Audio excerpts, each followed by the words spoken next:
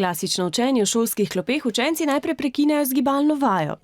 Sledi učenje v gibanju z igro Kradljivcev znanja. Vse od prejšnjega šolskega leta so učenci in učitelji šole vključeni v mednarodni projekt Fit for Kid, ki jih spodbuja k gibanju, k dejavnejšemu sodelovanju pri učnih urah, s tem pa pomaga do boljših učnih dosežkov. Se učimo, ko poslušamo, sodelujemo, gledamo, zraven smo pa še aktivni. Najboljše od tega pa je, ker smo skupaj, da se lahko še družimo.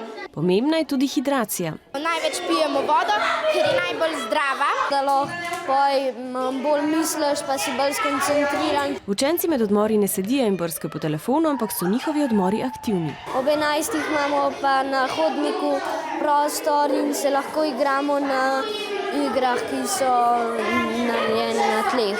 Pohojen, ko se gremo po take različne igre, da se odmišljamo, pa da pol naslednje uri lažje sledimo. Pri fit aktivni metodi učenja je pomembno, da je vključenih čim več čutil, tako je tudi pomnjenje boljše. Da je vključen prostor, kar pomeni, da je zelo pomembno, da se spreminja položaj, iz katerega se učiš in sprejemaš informacije. Gibanje z tega vidika je tudi govor, kar pomeni glasno branje, glasno učenje, ali pa pri tem, da ko se učiš, ponavljaš neko učno snov, zapisuješ z zavezanimi očmi. Lažje se naučimo, več ostane v glavi, pa manj nam je treba doma delati s to snovjo, ker se več zapomniš v šoli, pa na več načinov znaš uporabljati pri testih.